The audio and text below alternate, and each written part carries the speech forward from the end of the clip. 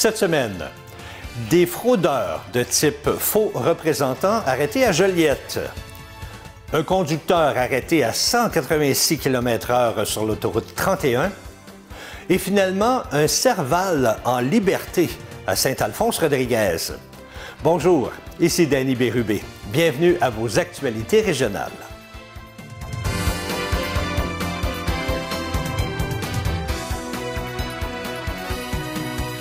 Bonjour à vous, j'espère que vous allez bien. Bienvenue à votre bulletin de la semaine du 7 octobre 2024. Un réseau de fraudeurs a été démantelé dans plusieurs régions du Québec, incluant la région de Joliette. Ce sont les policiers du Service des enquêtes spécialisées en cybercriminalité et crimes financiers de la Sûreté du Québec, en collaboration avec le Service de police de la Ville de Montréal, le Service de police de l'agglomération de Longueuil et le Service de police de Toronto, qui ont procédé la semaine dernière à 22 perquisitions dans différentes régions du Québec et de l'Ontario. L'opération, qui découle d'une enquête amorcée à l'automne 2023 et qui a mobilisé plus de 250 ressources policières et civiles, ont permis de cibler plus de 28 personnes qui ont possiblement été arrêtées ou rencontrées par les enquêteurs. Je mentionne « possiblement » car ces informations ont été fournies la journée même de l'opération.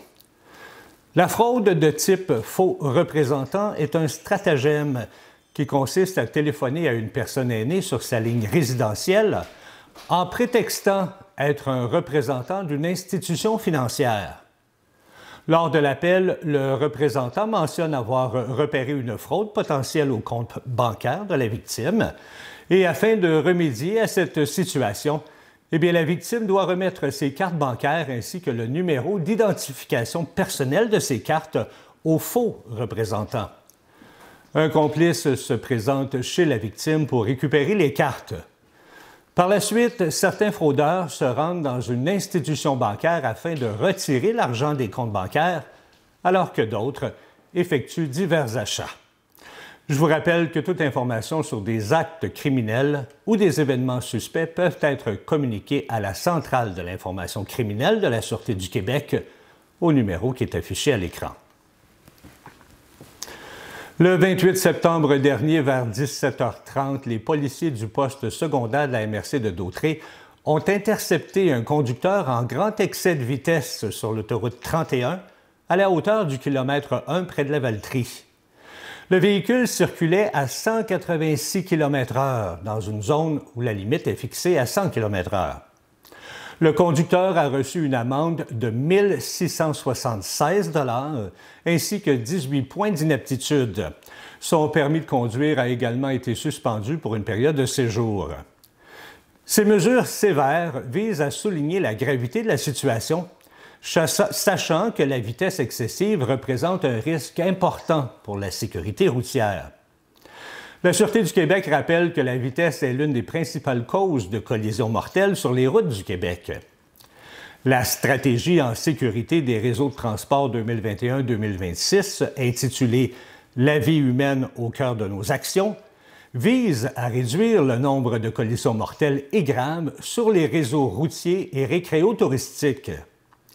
À travers les initiatives du programme PIST, qui signifie Partenariat, Intervention, Sensibilisation, Technologie et Évaluation, la Sûreté du Québec et ses partenaires mettent en place diverses actions afin d'atteindre un objectif commun qui est celui de rendre les routes, les sentiers et les plans d'eau plus sécuritaires pour tous les usagers.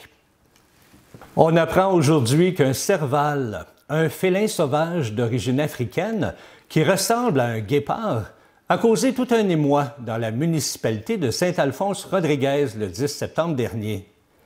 Il s'était échappé du domicile de son propriétaire. Heureusement, il n'a fait aucun blessé. La propriétaire de l'animal avait alors publié un message sur les médias sociaux pour aider à retrouver son animal. Et heureusement, le félin, âgé d'1 an, est revenu de lui-même quelques heures après sa fuite. Bien que la propriétaire affirme que son animal est inoffensif, la mairesse de la municipalité, Mme Isabelle Perrault, a mentionné au Journal de Montréal qu'il y a eu des inquiétudes de la part des résidents de la municipalité au moment de la disparition. Le 4 octobre dernier avait lieu au Palais des Congrès de Montréal la 29e édition de la Journée carrière de la Fédération des médecins résidents du Québec. Et bien sûr, le CI3S de Lanaudière était présent. L'important d'être présent à cet événement d'envergure est d'informer les médecins des possibilités de carrière au sein de notre établissement, souligne le CI3S de Lanaudière, tout en faisant valoir les attraits de la région. Il s'agit d'un événement de recrutement important auquel le CI3S participe année après année afin d'attirer les médecins sur le territoire au bénéfice de la population lanaudoise. Pour l'occasion, plusieurs médecins du département régional de médecine générale ainsi que des médecins spécialistes étaient présents au kiosque d'information du CI3S pour échanger avec les participants. Les sujets de discussion portaient sur la diversification des pratiques, des grands projets en cours, ainsi que des différents attraits qui font le charme de la région de Lanaudière. Chaque année, la Direction générale du CI3S, en collaboration avec le département régional de médecine générale et le département de médecine spécialisée, intensifie les efforts afin d'attirer de nouveaux médecins pouvant prendre en charge les usagers qui sont sans médecin de famille ou dont l'état de santé requiert une consultation en spécialité. Les diverses initiatives pour accentuer le recrutement médical se font également en étroite collaboration avec les élus des différentes municipalités, les partenaires médicaux et les équipes du CI3S. Par ailleurs, en réponse aux besoins de la population lanaudoise, le ministère de la Santé et des Services sociaux a récemment dévoilé les plans régionaux d'effectifs médicaux qui prévoient l'ajout de 22 nouveaux médecins de famille dans la région au cours des 2 prochaines années. Fermement décidé à obtenir l'équité pour tous les aînés, eh bien, le Bloc québécois a consacré sa journée de l'opposition de mardi de la semaine dernière à cet enjeu, élevant ainsi la pression d'un cran sur le gouvernement Trudeau. Déposée par le chef du Bloc québécois, M. Yves-François Blanchet, la motion demandait au gouvernement Trudeau d'octroyer, dans les plus brefs délais, la recommandation royale requise pour que le projet de loi C-319 puisse être adopté. Eh bien, elle a été adoptée à majorité, sans l'appui des libéraux. Cette motion se lit comme suit. Que la Chambre demande au gouvernement de prendre les mesures nécessaires afin qu'une recommandation royale soit octroyée dans les plus brefs délais au projet de loi C-319, loi modifiant la loi sur la sécurité de la vieillesse, le montant de la pleine pension. Les libéraux ont voté contre la motion du Bloc québécois pour une raison technique, mais la motion a obtenu l'appui des conservateurs et des néo-démocrates. Selon M. Yves Perron, député de Berthier-Masquinongé, la Chambre est majoritairement pour que la demande soit réalisée. Les libéraux ne peuvent plus se voiler la face. Toujours selon M. Perron, bien, il rappelle aussi à M. Trudeau que s'il y a des économies à faire, elles ne doivent assurément pas l'être sur le dos des aînés. La mesure représente un investissement de 3 milliards par an, soit 0,57 du budget fédéral, tandis que son gouvernement a dépensé 34 milliards pour un pipeline et consenti 83 milliards en cadeaux fiscaux aux riches pétrolières canadiennes. Mardi de la semaine dernière, Journée nationale des aînés, le Bloc québécois et la députée Andréanne Larouche ont également initié un rassemblement sur la colline parlementaire, lequel a rallié des centaines de personnes et des groupes d'aînés venus appuyer la démarche bloquiste. En plus de l'augmentation de la pension, eh bien, le projet de loi C-319 hausse de 5 000 à 6 500 l'exemption pour le revenu d'emploi dans le calcul du montant de supplément de revenu garanti. Une belle délégation de Berthier-Masquinongé était présente devant la flamme du centenaire. Malheureusement, ce n'est pas tout le monde qui peut se nourrir adéquatement dans une société comme la nôtre. Et cela reste inconcevable. C'est une bien triste réalité. Mais pour aider un peu plus ces personnes en situation défavorisée, eh bien, les éleveurs de porcs de Lanaudière, Outaouais et Laurentides remettre, à l'occasion de l'Action de grâce, 7 000 $ en part du Québec aux 4 organismes moissons de leur territoire. Ils font ce merveilleux geste car ils ont à cœur le bien-être de leur communauté et souhaitent contribuer au mieux-être des familles et des individus confrontés à l'insécurité alimentaire. Il est donc possible de faire quelque chose de grand en posant un petit geste, celui de donner. Il est important de savoir que le syndicat des éleveurs de porc de Lanaudière-Outaouais-Laurentides compte 112 familles d'éleveurs de porc qui sont fiers de travailler chaque jour à produire le porc du Québec.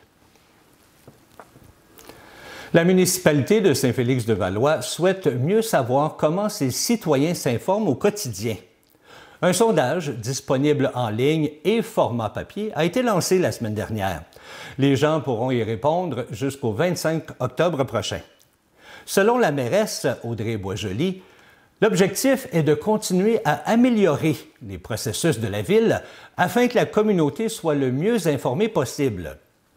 La municipalité souhaite donc dresser le portrait le plus clair possible afin de poser les bons gestes pour équilibrer les choix et continuer de livrer le meilleur contenu à plus de gens possible, sans bien sûr négliger les laissés pour compte.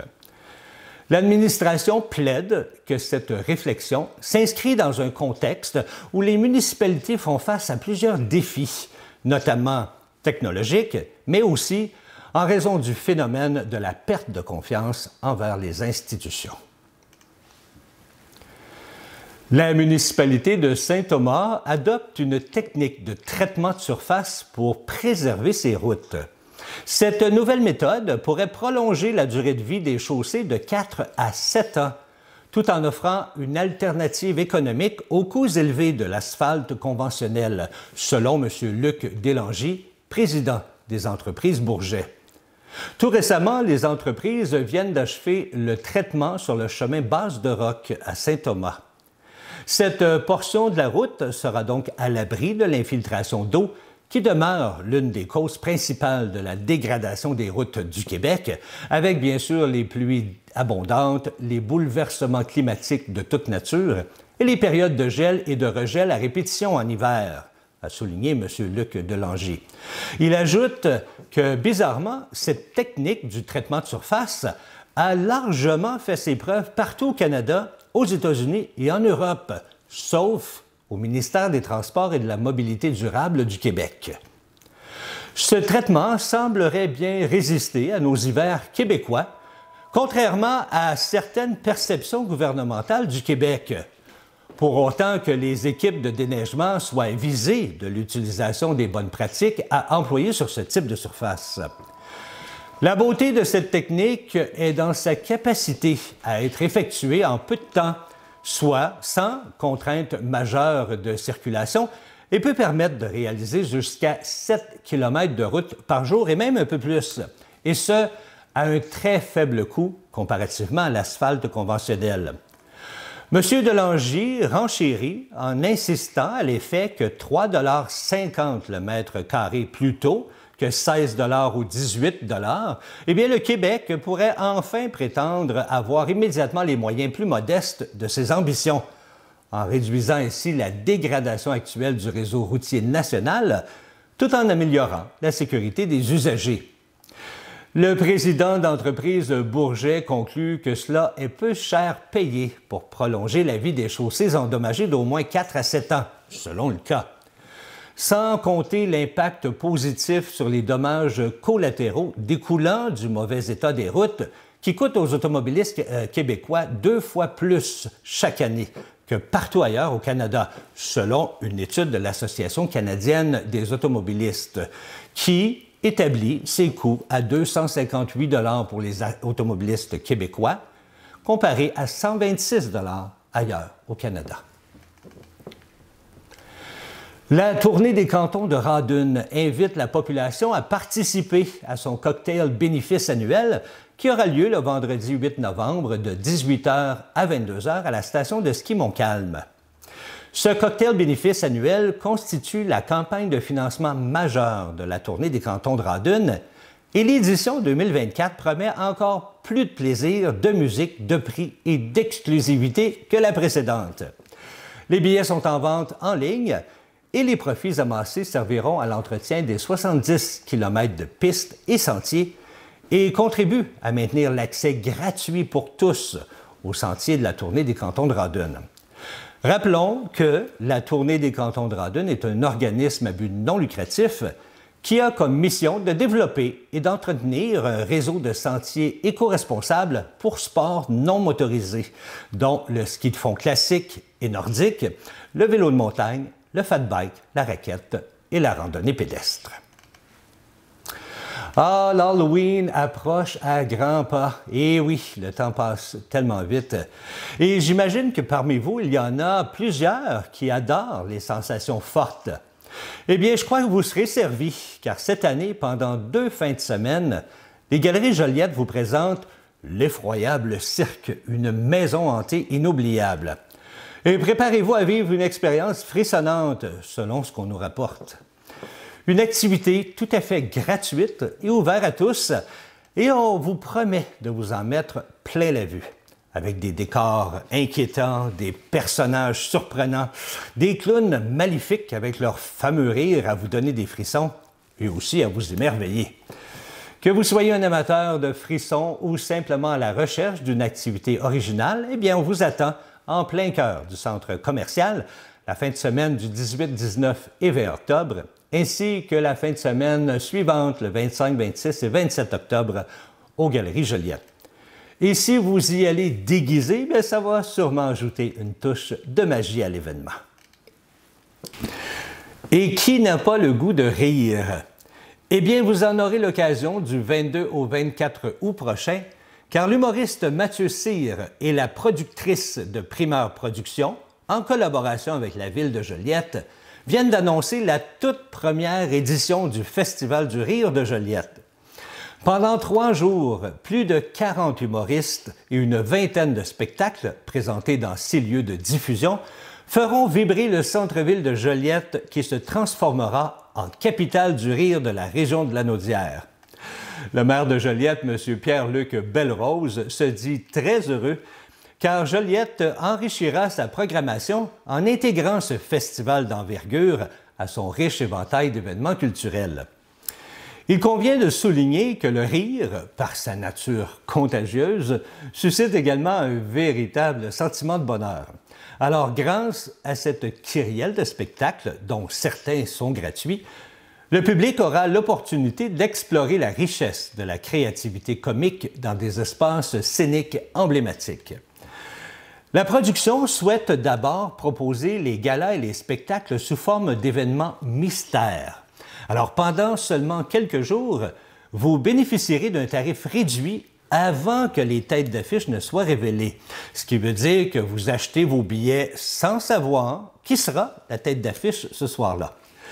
Vous pouvez également acheter un laissez-passer qui vous donnera droit à de gros rabais pour chacun des spectacles. Pour plus d'informations ou encore pour acheter vos billets dès maintenant, visitez le site Internet affiché à l'écran.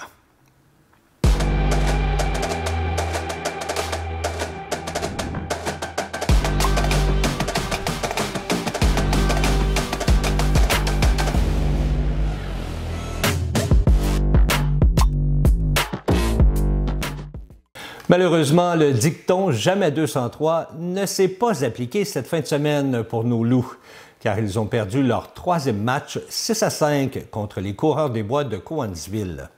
En première période, le pointage était déjà à l'avance de l'équipe de Cowansville avec 2 buts contre 1 pour les loups. En deuxième période, un seul but a été compté par les Coureurs des Bois, menant le pointage 3-1. Mais finalement, en troisième période, les Loups ont travaillé très fort pour égaliser le pointage 5-5 en comptant 4 buts contre 2. Mais le tout s'est joué en prolongation. Le numéro 55 des Coureurs des Bois, Joaquin Bergeron, a marqué le but gagnant pour donner la victoire à son équipe au compte de 6-5. La prochaine partie des Loups aura lieu ici à l'Arena Family Prix de Saint-Gabriel contre les HCVC de Sainte-Adèle le dimanche 13 octobre prochain à 13h. Voilà, c'est ce qui complète vos actualités régionales. Si vous avez été témoin d'une nouvelle, alors faites-nous le savoir en nous écrivant ici à CTB-TV. Cette semaine, ne manquez pas l'émission « À la découverte de nos télévisions locales ». On vous propose de découvrir les dessous de CTB-TV. C'était Danny Bérubé pour vos actualités régionales. Je vous souhaite une agréable fin de journée.